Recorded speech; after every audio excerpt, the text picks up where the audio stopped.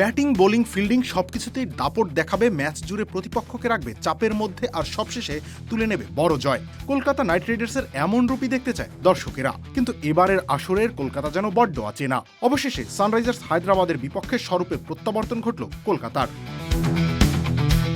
এদিন আগে ব্যাট করতে নামা হায়দ্রাবাদ ধাক্কা খায় শুরুতেই, তুরুপের তাস অভিষেক শর্মাকে হারাতে হয়। তবে অন্য পাশে ট্রাভিস হেডের তাণ্ডবে পরিস্থিতি সামলে নেয় হায়দ্রাবাদ।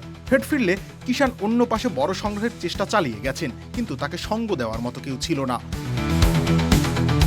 পুরো আসর জুড়ে ধারাবাহিক থাকা হেনরিক ক্লাসেনও নিজের আধিপত্য দেখাতে ব্যর্থ হন। সুনীল নারায়ণের 200 আইপিএল উইকেট শিকারের দিনে হায়দ্রাবাদ থামে 165 রানে।